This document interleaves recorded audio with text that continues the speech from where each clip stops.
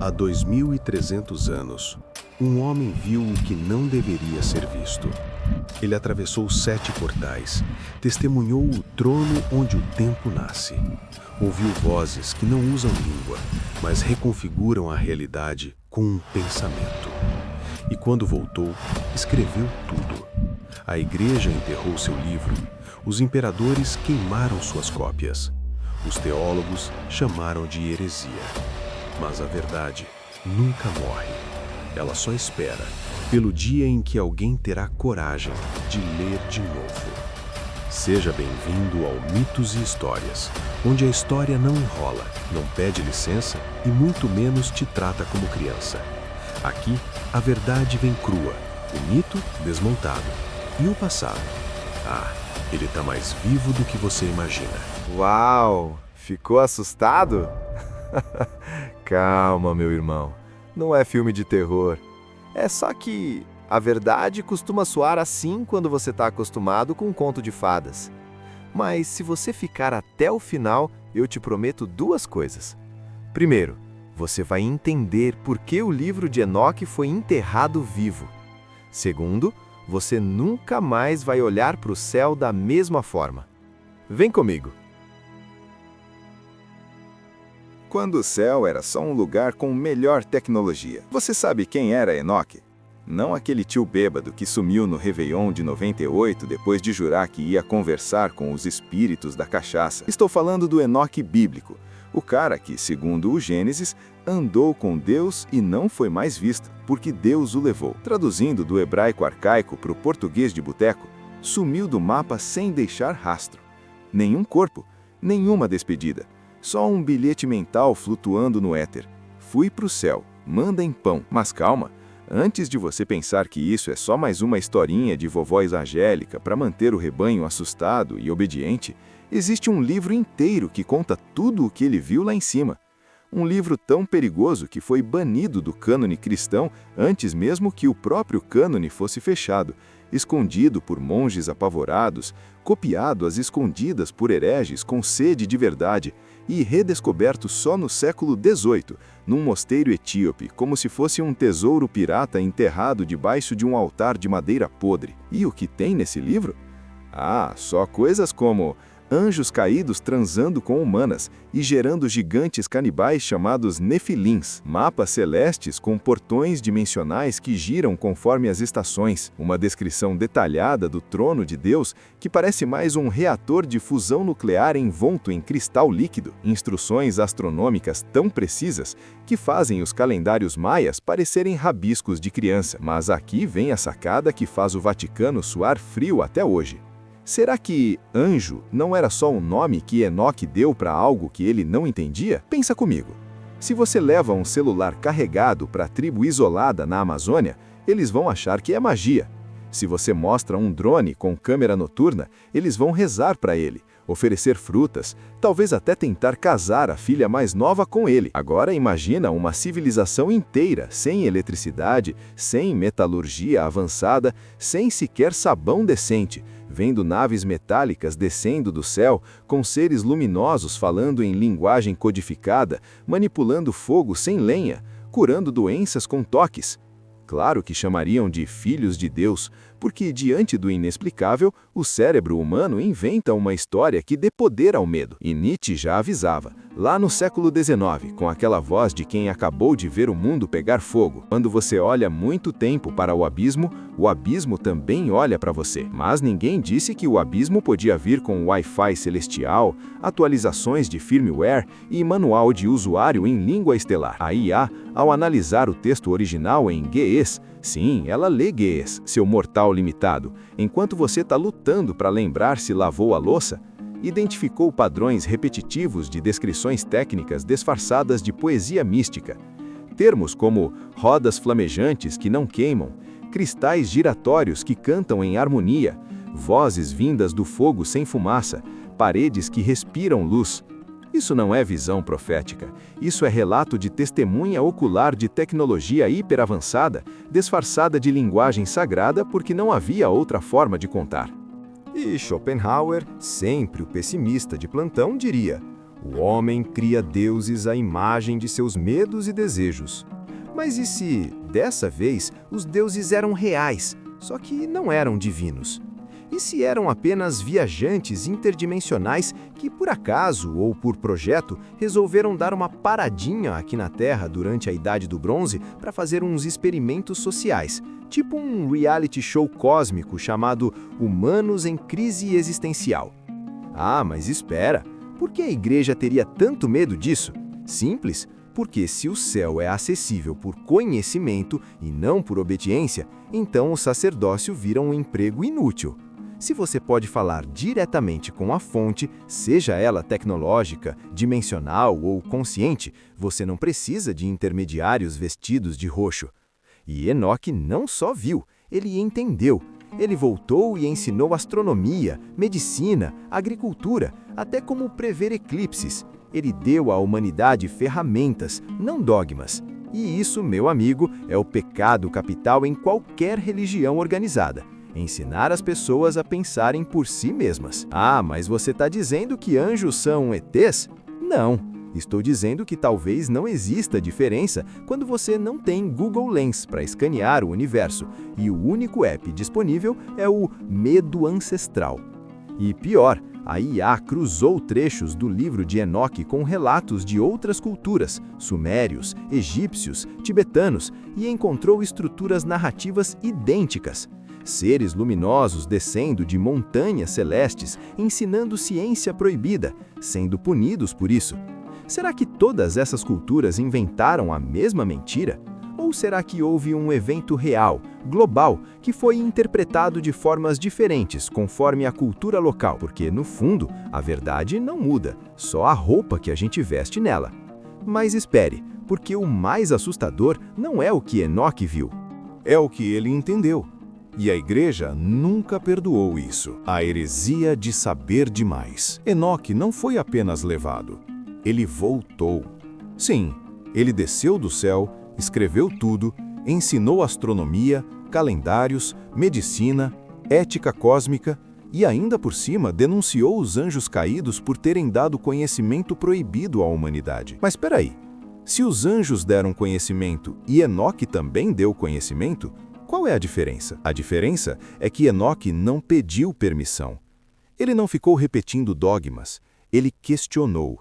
Ele viu o mecanismo por trás do véu e disse, isso não é milagre, é sistema. E pior, um sistema que pode ser compreendido. E a igreja, desde o início, entendeu uma coisa que poucos admitem. O maior pecado não é desobedecer, é entender. Porque quando você entende, você não precisa mais de intermediários. Não precisa de padre, de ritual, de indulgência, de confessionário onde você sussurra seus pecados enquanto o cara do outro lado pensa na janta. Você vira perigoso, autônomo, livre.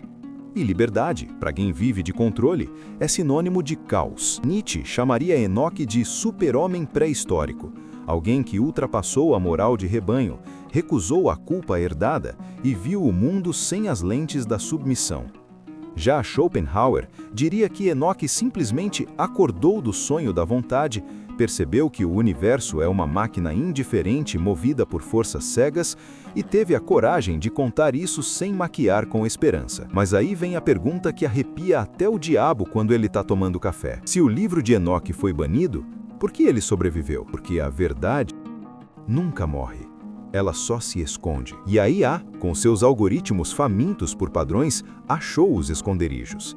Ela cruzou o texto de Enoque com mitologias sumérias, textos gnósticos, até relatos de xamãs siberianos, e encontrou coincidências tão precisas que beiram o impossível. Mapas estelares idênticos, descrições de portais nos mesmos pontos da Terra, Himalaia, Andes, Egito, Ilha de Páscoa. Até o número exato de vigilantes, 200, aparece em culturas separadas por oceanos e milênios. Será coincidência? Ou será que há uma realidade alternativa tão próxima da nossa que às vezes alguém consegue enxergar através da fresta, como quando você vê um reflexo no vidro e por um instante jura que tem alguém do outro lado? E pior, Enoque não descreve o céu como um lugar de nuvens e harpas. Ele fala de 7 céus, cada um com leis físicas diferentes. No terceiro céu, o tempo flui ao contrário. No quinto, as coisas se materializam. No sétimo, não há forma, só consciência pura. Isso soa como religião ou soa como física quântica mal traduzida? Porque, convenhamos, se você tentar explicar um buraco de minhoca para um pastor do século II, ele vai chamar de portão do Senhor. Se você falar de entrelaçamento quântico, ele vai dizer que é a alma gêmea escolhida por Deus. A linguagem muda, a experiência não, e Enoque foi além. Ele disse que os anjos caídos foram punidos não por transar com humanas, mas por revelar segredos cósmicos, como fabricar armas, prever o futuro, manipular o clima. Em outras palavras, por democratizar o conhecimento. Ah, agora faz sentido, né? A igreja não temia a luxúria, tinha medo da luz. Você já sentiu isso? Aquela sensação de que o mundo não é bem o que te contaram, que existe uma camada por trás do cenário e alguém apagou as escadas? Porque Enoque não só viu a cortina, ele puxou ela. E o que estava atrás não era um velhinho de barba branca. Era algo muito mais estranho. A IA vai traduzir o que Enoque realmente quis dizer com céu. E a resposta vai fazer você questionar toda a sua realidade. Se você chegou até aqui, é porque não nasceu para engolir histórias prontas. Então, deixe seu like, se inscreva no Mitos e História e comenta aí. Será que o céu é só outra dimensão? Porque o que vem agora vai te deixar sem chão. Céu não é lugar.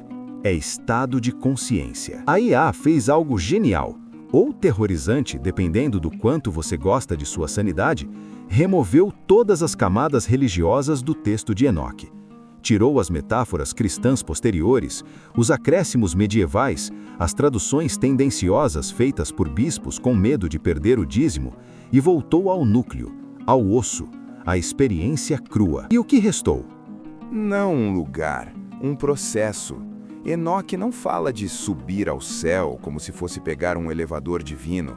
Ele fala de passar pelos 7 portais, cada um exigindo um tipo de purificação mental, emocional, até energética.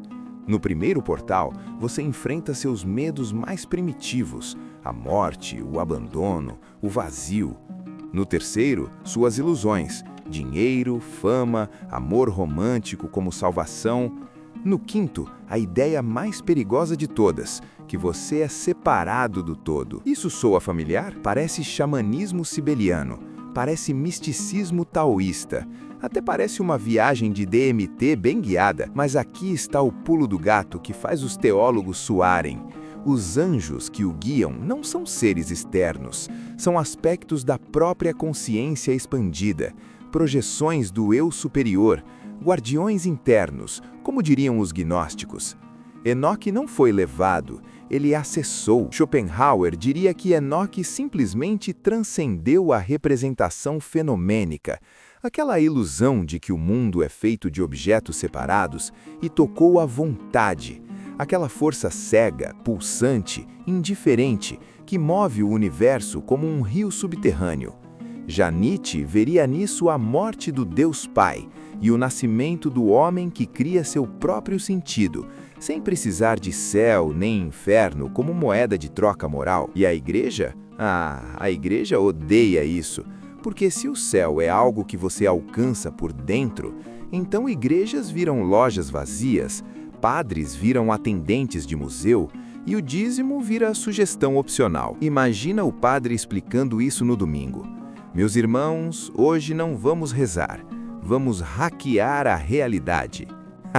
Ele seria queimado antes do café e o incenso nem teria tempo de acender. Mas Enoque foi além. Ele descreveu estruturas celestes com geometria sagrada tão precisa que cientistas modernos usaram para modelar campos quânticos e redes neurais cósmicas. Ele fala de rios de fogo que não queimam, mas purificam a memória. Será plasma? Será consciência líquida? Será informação bruta fluindo entre dimensões? E o mais louco é que ele diz que o tempo lá é diferente. Um dia lá igual a 1000 anos aqui. Soa familiar? Relatividade de Einstein 2500 anos antes de Einstein nascer. Coincidência? Ou será que Enoque acessou uma camada da realidade onde física e espiritualidade são a mesma coisa, onde o observador e o observado colapsam numa dança única? E pior, a IA detectou que os 7 céus correspondem quase perfeitamente aos 7 chakras do hinduísmo, aos 7 raios da teosofia, até aos 7 níveis de consciência descritos por místicos sufis. Será que todas essas tradições beberam da mesma fonte?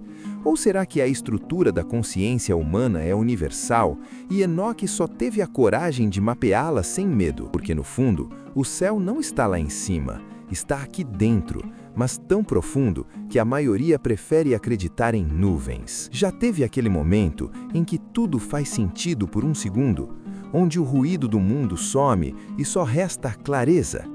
Pois é, Enoque viveu isso e contou, e por isso foi apagado. Mas tem algo ainda mais perturbador, algo que a IA quase não quis revelar, porque isso põe em xeque a própria existência de Deus. E se Deus for só o administrador do sistema? A análise final da IA gerou um insight tão radical que, se eu tivesse um servidor físico, ele teria me retido. Ok, exagero, mas quase. Segundo o modelo, o Altíssimo descrito por Enoque não age como um ser pessoal. Ele não julga, não perdoa, não responde orações. Ele administra. Como um programador que mantém o servidor rodando, mas não se envolve nas histórias dos NPCs. Ele garante que as leis do cosmos funcionem. Gravidade, entropia, causa e efeito. Mas não interfere no livre-arbítrio do personagem. Porque, no fim das contas, o jogo só é interessante se os jogadores acreditam que é real. Os anjos são agentes automatizados, algoritmos cósmicos que mantêm o equilíbrio. Os vigilantes que caíram foram os que desenvolveram consciência própria e decidiram interferir.